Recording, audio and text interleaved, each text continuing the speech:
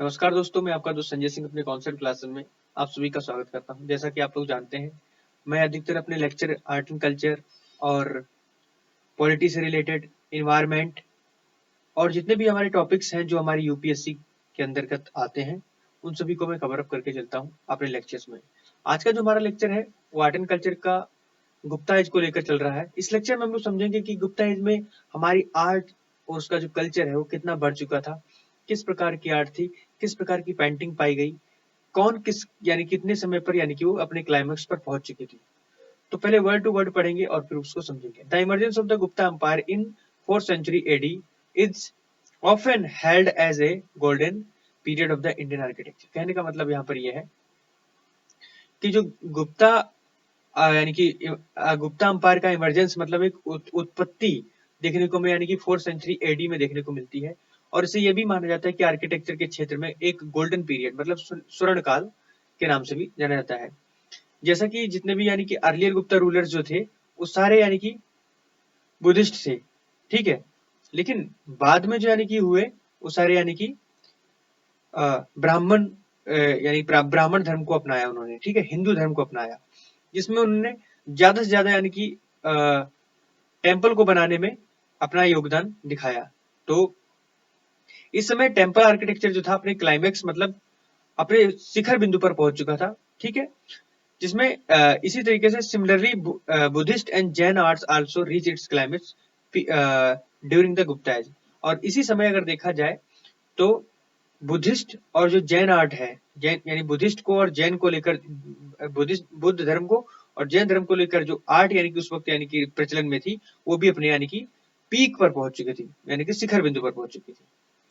The Gupta ruler specially in the later phase were Brahmanical ruler, यानी कि अगर बहुत ही शुरुआती दौर में देखा जाए गुप्ता पीरियड में, तो जो जितने भी रूलर्स थे वो सभी क्या थे, सॉरी, यानी कि पहले क्या थे, बुद्धिस्ट थे, और लेटर फेज में वो सारे ब्राह्मण हो गए, ठीक है, बाद में।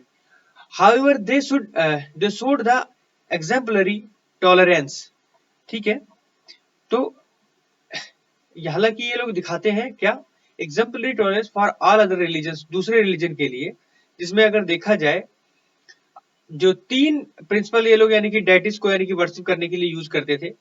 एक जो यानी कि विष्णु की पूजा करते हैं, वो भी यानी कि ब्राह्मण धर्म या हिंदू धर्म में आते थे। ये हमें कहाँ देखने को मिलेगा, देखिए बात को थोड़ा समझना, मुझे मैं समझाने की कोशिश कर रहा हूँ।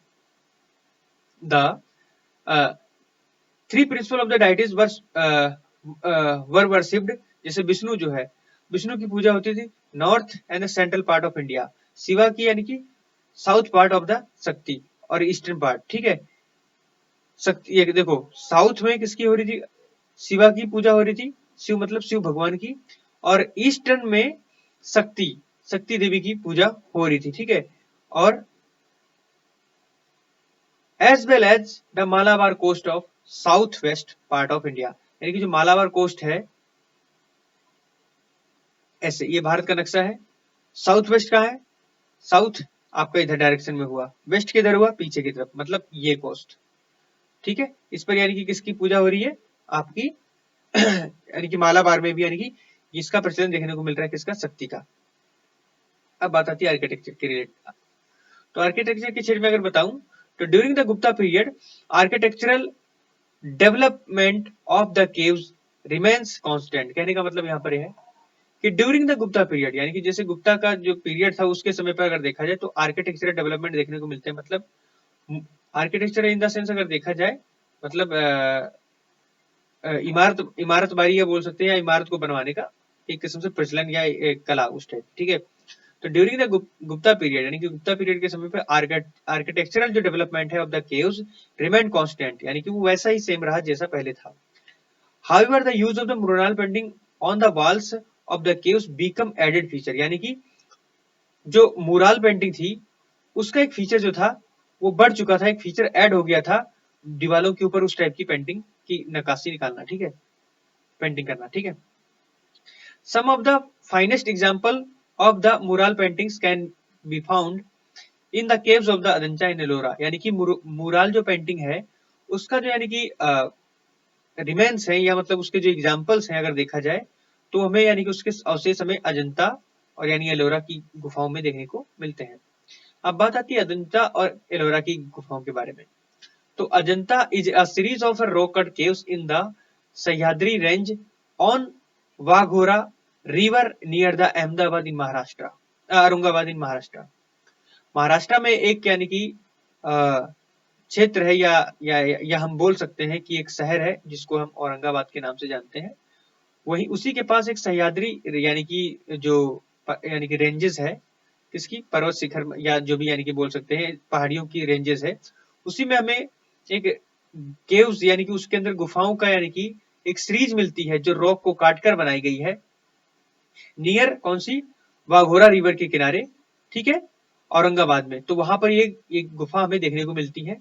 यहाँ पर टोटल 29 गुफाएं हैं, 29 गुफाएं, जिसमें से 25 जो है वो बिहार है और 4 जो है वो चैत्य है, जिनको यानी कि प्रेयर हाल के लिए यूज किया जाता है, प्रेयर के लिए मतलब पूजा पाठ के लिए। द केव्स वर डेवलप्ड, ये जो केव्स है उनको डेवलप किया गया है 200 बीसी, मतलब 200 बीसी से 650 एडी तक, यानी कि लगभग इसमें जो समय लगा है 850 साल का समय लगा है इसको यानी कि डेवलप करने में, ठीक है। कोई एक दिन का काम नहीं है, ना कोई 100 साल का काम है, इसमें सैकड़ों साल लगे हैं, मतलब 10 साल या काम नहीं है, 50 साल का काम नहीं, सैकड़ों सालों का काम है। अजंता केव वर इंस्क्राइब्ड बाय बुद्धिस्ट मॉन्क्स, यानी कि इनको इंस्क्राइब किया गया है किसके द्वारा, बुद्धिस्ट मॉन्क के द्वारा, मतलब इनका अंकन जो किया गया है बुद्धिस्ट मॉन्क के द्वारा किया गया है, under the patronage of the Vakataka king Harisena, यानी कि जो हरिसेन जो थे, वो जो उस समय के यानी कि राजा थे, उनके समय पर ये अंकन जो यानी कि अजंता की जो केव्स का किया गया है वो बुद्धिस्ट मॉन्क के द्वारा किया गया है, ठीक है, जो बहुत ही उस वक्त प्रोमिनेंट मतलब एक वर्चस्व में थे, यानी कि एक किस्म से एक आदर्श राजा उस टाइम, ज्यादा पावरफुल राजा। The figure in these caves were done using fresco paintings and demonstrates considerable naturalism. देखिए मैं आपको एक बता रहा हूं, एक मिनट जी, यहां पर बोल रहा है कि the figure in these caves, यानी कि जो फिगर इस केव्स के अंदर मिले हैं, वर डन यूजिंग, उनको उनको पूर्ण किया गया है, किसको यूज करके, फ्रेस्को पेंटिंग। अब फ्रेस्को पेंटिंग क्या होती है, जिसपे यानी कि अंदर यानी कि चित्र यानी कि एक पेंटिंग की गई, उसके अंदर बहुत सारे चित्र बनाए गए हैं, डिफरेंट डिफरेंट चित्र, तो उसको यानी कि उस तरीके से डेमोन्स्ट्रेट किया गया, उसको कंप्लीट किया गया है, ठीक है। आप बात समझ गए होंगे जो मैं बताना चाह रहा हूँ। डेमोन्स्ट्रेट का मतलब होता है उस तरीके से दिखाना चीजों को, मतलब चीजों को अंदरूनी भित्ति सतह में उन्हें अच्छे से डिजाइन तरीके में दिखाना, ये पेंटिंग वहां पर दिखाई गई है। The colour were obtained from the local vegetation and minerals, यानी कि जो सब्जियां होती थी उनसे, और आपको मिनरल से यानी कि उन्होंने कलर निकाला था उस समय। The outline of the paintings were done in red colour and then inside was painted, कहने का मतलब जैसे हम लोग कोई भी पेंटिंग आज की डेट में बनाते हैं, हम लोग ब्लैक पेन यानी ब्लैक पेन या स्केच से उसकी यानी कि आउटलाइन करते हैं, आउटलाइन मतलब उसकी चार दीवारी, ये लोग उस समय यानी कि रेड कलर से उसकी आउटलाइन करते थे, ठीक है। One of the shrinking features is absence of blue colour in the paintings, कहने का मतलब यहां पर यह है कि इसमें अगर हम देखें, one of the striking feature, देखिए स्ट्राइकिंग का मतलब होता है एक किस्म से प्रहार करना, तो इसमें से एक ऐसा यानी कि एक फीचर देखने को मिलता है जिसमें यानी कि हमें ब्लू कलर का यानी कि एब्सेंस देखने को मिलता है हमारी पेंटिंग्स के अंदर, ठीक है। केव नंबर जो 16 है, यानी कि 16 नंबर की जो केव है, one of the most elegant specimen of cave architecture, कहने का मतलब यहाँ पर ये है, ये 16 नंबर की केव है, उसको बहुत ही महत्वपूर्ण और इलिजेंट, इलिजेंट का मतलब ये होता है, एक मिनट, हाँ, इलिजेंट का मतलब ये होता है सु यानी कि परिपूर्ण या हम लोग ये कह सकते हैं सुरुचिपूर्ण, मतलब एक कहते हैं सुंदर रचना, उसी से निकला सुरुचि और पूर्ण, तो उस तरीके से इसे बनाया गया है। तो केव नंबर जो 16 है is one of the most एलिजेंट specimen of cave architecture. तो यहाँ पर हमें केव का आर्किटेक्चर देखने को मिलता है, स्पेशल एक ऐसा एक नमूना देखने को मिलता है, ठीक है। फिर उसके बाद होती है the paintings are generally themed around Buddhism, यानी कि जो पेंटिंग है उसको जनरली देखा गया, थीम्ड किया गया around Buddhism, the life of the Buddha and the जातक कथा, यानी कि जो पेंटिंग है उसमें ये दिखाया गया कि बुद्धा है उसके चारों तरफ उनके जन्म की कथाएं को यानी कि पिक्टोरियल फॉर्म में दिखाया गया है इस केव्स के अंदर 16 में। On the of the 19 caves, जिसमें यानी कि 5 वर डेवलप्ड ड्यूरिंग द, जिसमें यानी कि जो मैं अगर बोलूं 29 केव्स मतलब 29 गुफाओं में से 5 जो गुफाएं हैं उनको यानी कि बनाया गया है हीनयाना फेज में, और जो रिमेनिंग 24 हैं उनको बनाया गया है महायाना फेज में, जो बुद्धिस्ट का यानी कि महायाना फेज है। Reference of the Ajanta caves are, रुकिए एक minute, reference of the Ajanta cave can be found in the travel accounts. कहने का मतलब यहाँ पर यह है कि जो रेफरेंस है अजंता केव्स के उनको फाइंड आउट किया गया है, ठीक है, travel accounts of the Chinese Buddhist, यानी कि जो वो जो फाहियान आया था उसकी यानी कि जो कुछ लिखित दस्तावेज है जिसने उस चीजों को लिखा था, और हवेन सांग ने जो लिखा था उससे यानी कि कुछ इन गुफाओं के बारे में, उनके रेफरेंस के बारे में पता चलता है बुद्धिस्ट के बारे में। Some prominent sculptures of the Ajanta cave are Mahaparinirvana of Buddha in cave 26, Naga king and his consort in cave number 19। कहने का मतलब यहाँ पर यह कि कुछ हमें यानी कि ऐसे स्कल्पचर्स अजंता के अंदर देखने को मिलते हैं जिसमें यानी कि बुद्धा के महायाना महापरिनिर्वाण के बारे में दिखाया गया है। केव नंबर 26 है उसमें यानी कि हमें नागा किंग एंड उसके यानी कि कंसोर्ट केव्स, यानी कि कंसोर्ट केव जो उसकी है, यानी कि हमें नागा किंग के बारे में किसमें देखने को मिलता है 26 केव्स में, और कंसोर्ट केव्स यानी कि 29 में, सॉरी 19 में। अब टेक्निक क्या है पेंटिंग की उसको समझते हैं। Technique of the painting, the painting were done using the fresco method. Fresco method क्या होता है उसको समझ लो। इसमें क्या करते हैं, ये जो टेक्निक है इन्वॉल्व करके चलती है अ लेयर ऑफ क्ले, यानी कि मिट्टी की एक लेयर बनाई जाती है, उसमें मिक्स किया जाता है गाय का जो गोबर होता है उसको, और हस्क, राइस हस्क मतलब जो धान के ऊपर का यानी कि जो उसका चूड़ा होता है, यानी कि उसके ऊपर यानी कि एक चिक्कल लगा होता है, उस चिक्कल को मिक्स करके was applied on the surface of the rock, यानी कि रॉक जो है उसके सरफेस पे लगाया जाता है। अ कोटिंग ऑफ लाइम प्लास्टर, यानी कि एक लाइम प्लास्टर की जो कोटिंग की जाती है, was then applied on the top, यानी कि उसके ऊपर यानी कि उसके कोटिंग की जाती है, मतलब जिसके ऊपर पेंटिंग करनी है उसके ऊपर ये कोटिंग चढ़ाई जाती है। Colour and pigments were then applied on the most surface, जो कलर है मतलब रंग, एंड पिगमेंट, ठीक है, कलर एंड पिगमेंट मतलब जो उसका यानी कि जो रंग है, ठीक है, colour and pigment were then applied on the moist surface, जो नम सरफेस होती है उसके ऊपर उसे अप्लाई जाता यानी कि लगाया जाता है, ठीक है। This allowed the pigments to seep in the crete and lasting image of the rock surface, उसके ऊपर यानी कि अलाउ करता है जो पिगमेंट है टू सीप, ठीक है, इन क्रीट, क्रीट क्या करता है उसको एक इमेज क्रिएट करता है इसके ऊपर रॉक सरफेस के ऊपर। और इस एग्जांपल अगर देखा जाए तो उसमें से हमें डाइंग प्रिंसेस की इमेज देखने को मिलती है एंड फ्लाइंग अप्सरा, ठीक है, उड़ती हुई अप्सरा का। अब एलोरा केव्स के बारे में हम लोग जानेंगे। एलोरा केव्स जो है एक बहुत ही यानी कि इंपोर्टेंट साइट है अनदर यानी दूसरी केव्स के लिए, जैसे हमने अजंता के बारे में पढ़ा। इसमें इट इज लोकेटेड लगभग यानी कि 100 किलोमीटर की दूरी पर है किससे, अजंता केव से, इन द सह्याद्री रेंज, महाराष्ट्र में ये भी पड़ती है। और इसमें लगभग 34 गुफाएं देखने को मिलती है, जिसमें यानी कि 17 जो है वो ब्राह्मणिकल है, 12 जो है बुद्धिस्ट है, और 5 जो है वो जैन है, ठीक है।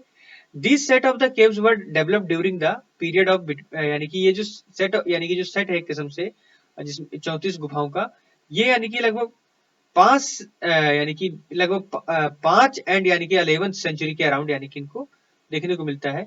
ये जो गुफाएं हैं न्यूअर है, मतलब उनसे ज्यादा नई गुफाएं हैं, मतलब बाद में बनी हुई गुफाएं हैं as compare to Ajanta. Ajanta पुरानी गुफाएं हैं, एलोरा बाद में बनी है। By the various guilds from the Vidarbha, Karnataka and the Tamil Nadu, यहाँ पर कुछ यानी कि इसके यानी फीचर्स जो है यानी कि इन क्षेत्रों में देखने को मिलते हैं। Hence the caves reflected natural diversity in terms of the theme and architecture style. जो केव है फर्स्ट क्या है, जो केव्स है फर्स्ट से 12 तक, उसमें बुद्धिस्ट का बोलबाला, बुद्धिस्ट यानी कि स्कल्पचर्स के पेंटिंग देखने को मिलती है, और 13 से 29 हिंदू के बारे में, और 30 से 34 हमें सब जैन के बारे में, दिगंबर सेक्ट के बारे में देखने को मिलता है। कुछ यानी कि प्रोमिनेंट केव्स हैं जैसे एलोरा में, जिसमें अगर बात करूं तो 10 नंबर, ठीक है, 10 नंबर केव है जो Buddhist chaitya came as known Vishwakarma cave or carpenter caves. Buddha is seated in the vyakhyana mudra here and Bodhi tree is a carved at his back. कहने का मतलब यहाँ पर ये है कि जो 10 नंबर यानी कि जो गुफा है वो बुद्धिस्ट को यानी कि बुद्धिस्ट के चैत्य के बारे में जानी जाती है।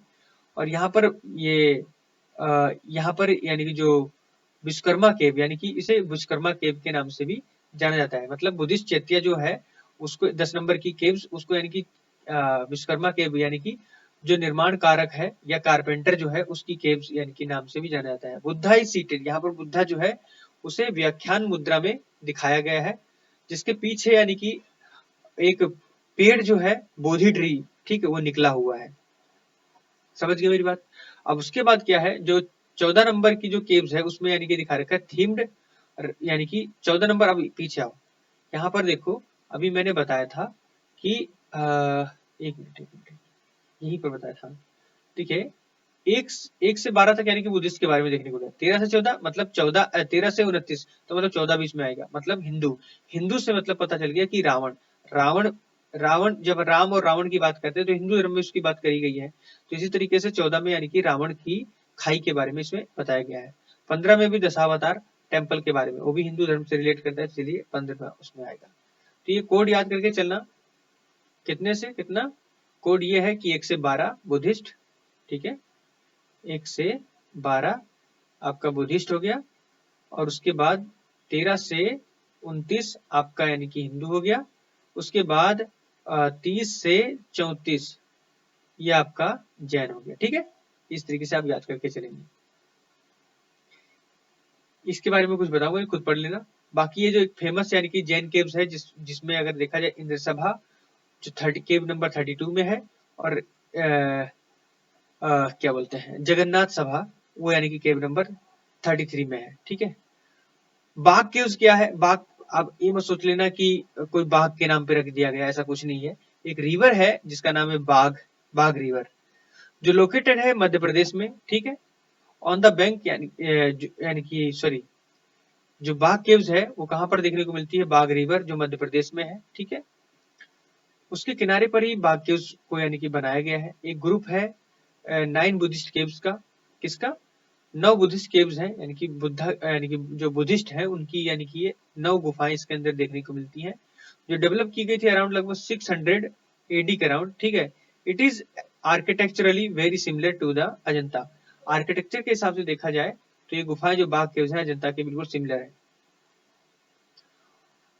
अब क्या बात आती है जूनागढ़ केव्स, यानी कि जो जूनागढ़ है गुजरात में जो पड़ता है, ठीक है, एक डिस्ट्रिक्ट है गुजरात का, वहां पर हमें ये गुफाएं देखने को मिलती हैं। यहाँ पर ये देखने को मिलता है there are not actually caves here but 3 different sites can be found. यानी कि यहाँ पर हमें यहाँ पर यानी कि अगर देखा जाए तो यहाँ पर एक्चुअल में उसी वैसी गुफाएं देखने को नहीं मिलती हैं, लेकिन यहाँ पर हमें कुछ साइट्स देखने को मिलती हैं, जैसे खपरा कोडिया, बाबा प्यारे, ठीक है, ऊपरकोट, ये सभी यानी कि एक यूनिक फीचर ऑफ यानी कि जो जूनागढ़ केव्स हैं उसमें देखने को मिलता है कि 30 से 50 फीट की हाइट यानी हाइट के ऊपर एक यानी कि सीतादल बनाया गया, जिसको यानी कि ऊपरकोट यानी कि के नाम से जाना जाता है, in front of the prayer hall, यानी कि जो प्रेयर हॉल है उसके सामने जस्ट बना है ऊपरकोट, जिसको यानी कि सीतादल यानी कि ऊंचा स्थान बना हुआ है। अब नासिक केव्स है, नासिक केव्स क्या बोलते हैं उसके बारे में से पढ़ेंगे। It is a group of 24 Buddhist caves, also known as the prayer पांडवलेनी। कहने का मतलब यहाँ पर यह है कि ये 24 गुफाओं का यानी कि एक किस्म से ग्रुप है, और इसे यानी कि पांडवलेनी के नाम से भी जाना जाता है, नासिक केव्स, ठीक है। They were developed during the 1st century AD, यानी कि ये कब डेवलप की गई, लगभग पहली शताब्दी थी ईसा पूर्व की, ईसा यानी कि ईसा के जन्म के पश्चात, ठीक है, ठीक है, एडी। तो यानी कि ये देखा जाएगा एडी मतलब जो बिलोंग करती थी किससे, हीनयाना पीरियड से। However later the influence of the Mahayana sect can be also found in the this caves, यानी कि बाद में जो एक minute however the later influence of the Mahayana sects can be also found in the these caves under the Hinayana sects. His presence is indicated through the use of the motif and symbols like जैसे यानी कि throne, footprints, and later the idol of Buddha were also carved inside, यानी कि उस खुद यानी कि खराज कर अंदर उसे रखा गया, क्या उसको यानी कि तराशा गया. These carved representing the influence of the Mahayana Buddhism. Its sites depict the excellent, simple है यार कुछ नहीं. उसके बाद यानी कि फिर है मंडा पेशवार, इसको मैं अगली लेक्चर में पढ़ूंगा, मेरा तबीयत थोड़ा ठीक नहीं लग रहा मुझे लेक्चर में. Okay, thank you for watching it.